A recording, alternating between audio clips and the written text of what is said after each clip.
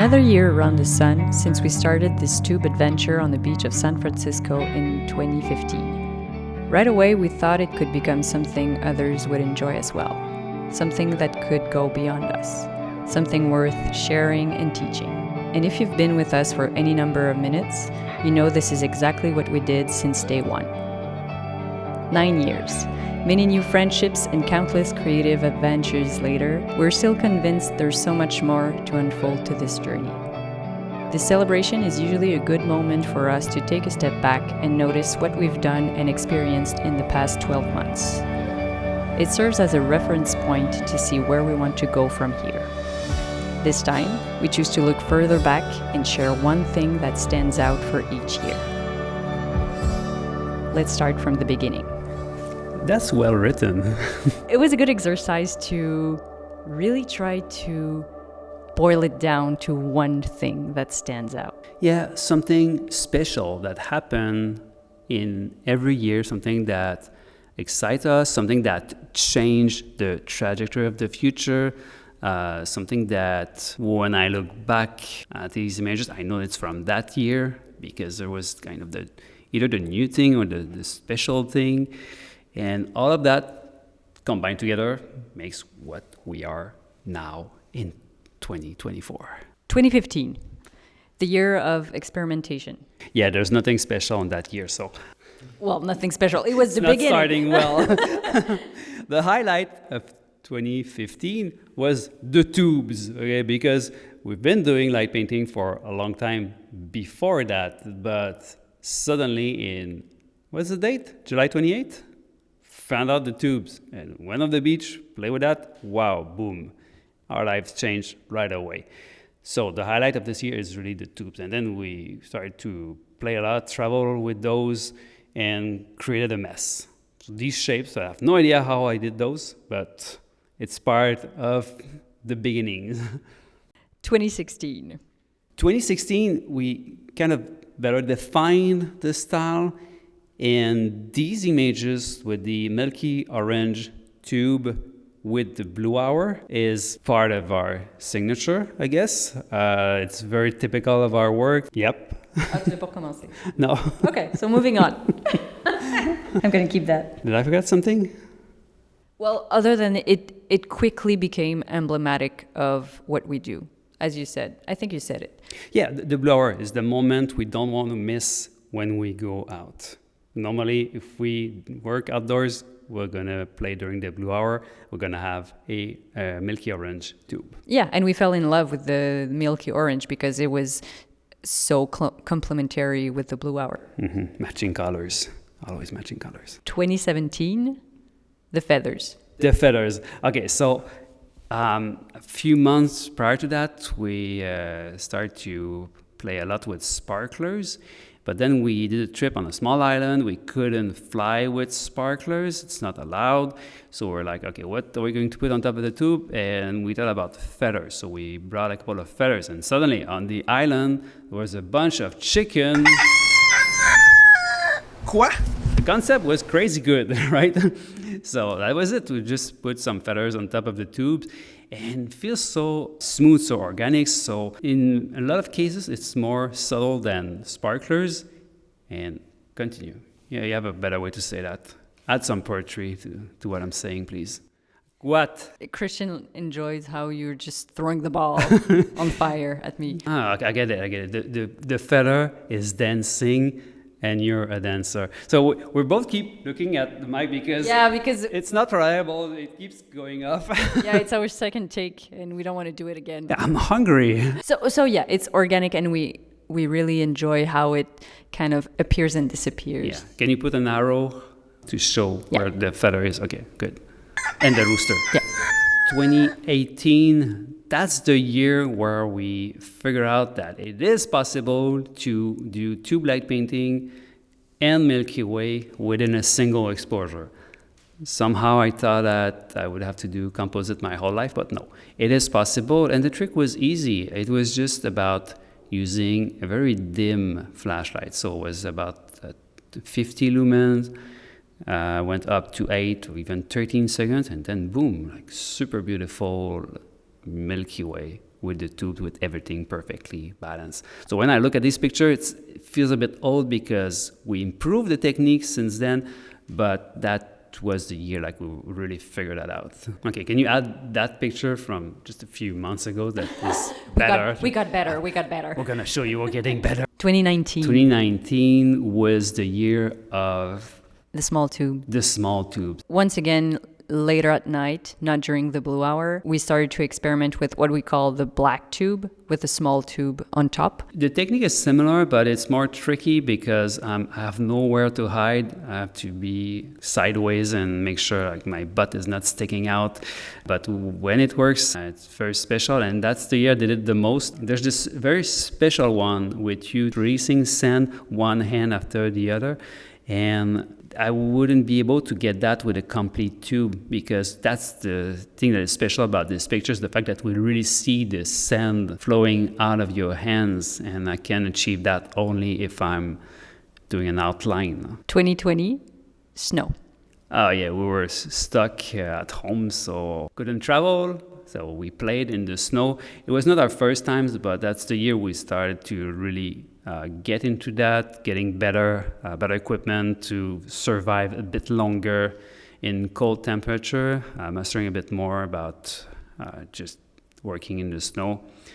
And the trick was easy, was to walk 30 minutes or an hour just to reach the final spot. So we're very warm, ready to shoot for just a bit longer. It was not long after when we started to be serious about cold exposure as well. Yeah, cold exposure, that's something we started in late 2019. Yep. Yeah, I remember.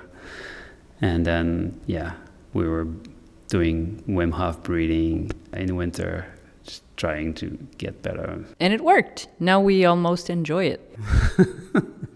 2021, that's the year where I started to work with holographic tubes outdoors. And that's way more similar to what we're doing these days. And that was new because I've been saying that for so long. Don't use rainbow tubes outdoors, doesn't match with the environment.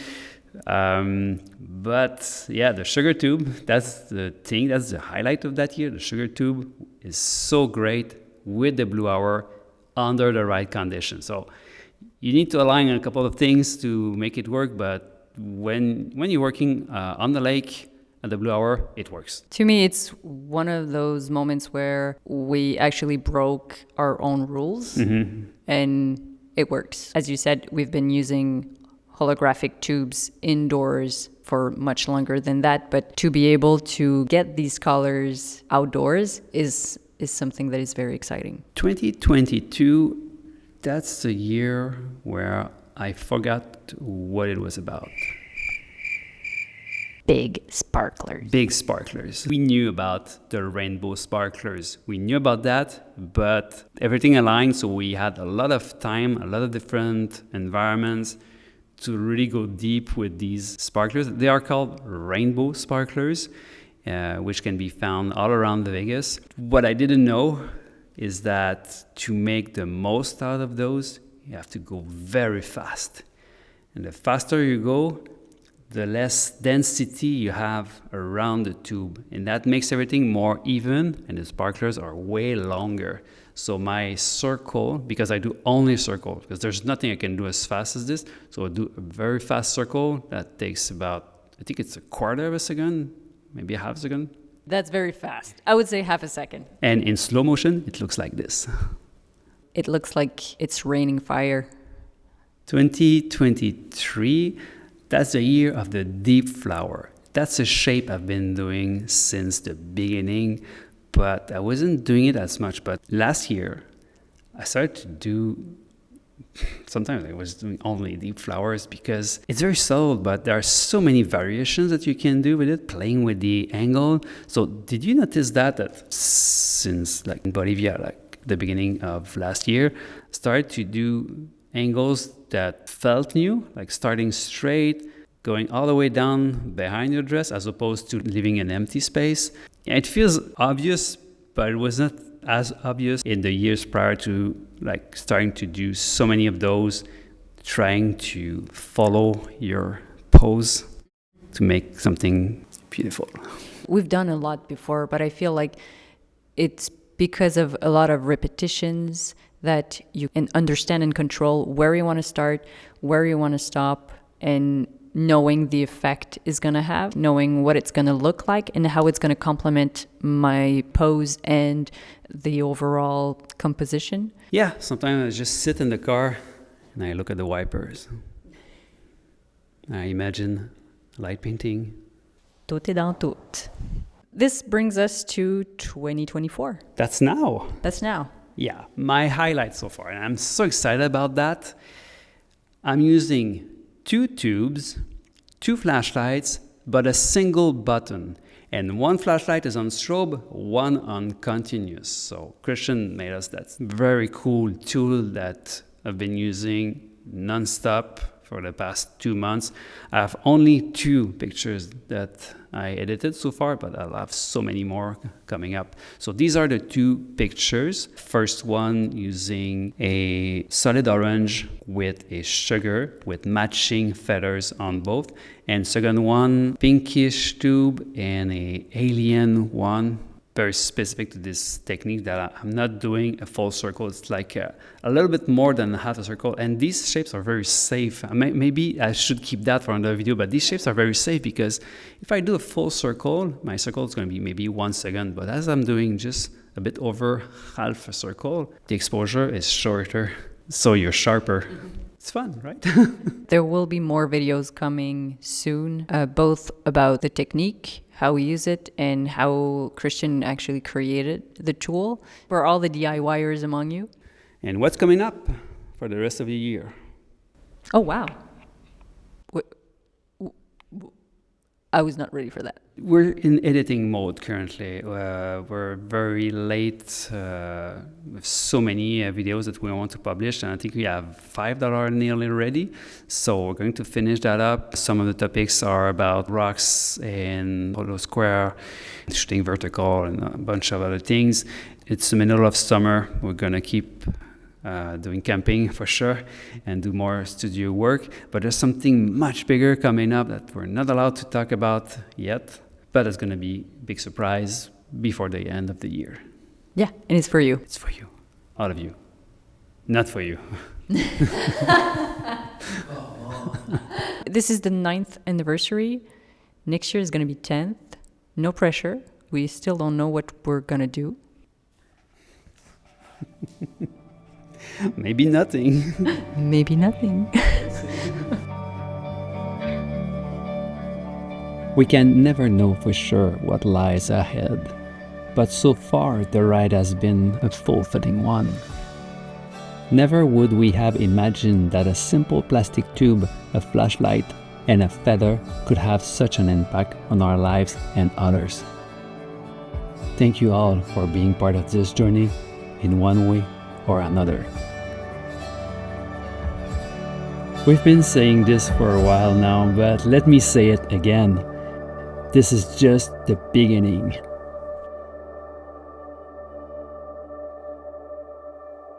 We're a bit late to launch this video. Our plan was to release it on July 31st, the day of the tube celebration. But on that day, aurora intensity was predicted to be quite high. So we put everything aside and drove a couple of hours north to try to catch them. And we got lucky. Here's what we created on the night of the tube anniversary.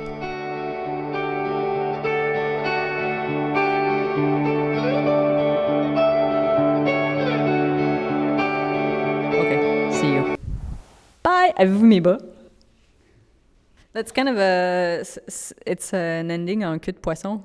Like in French Canadian, we say finir en queue de poisson, and it translates to finishing on a fish tail. But is that an expression? Probably not. What would be the equivalent? If you reach that video that far, just tell us what's the equivalent in English or in your language.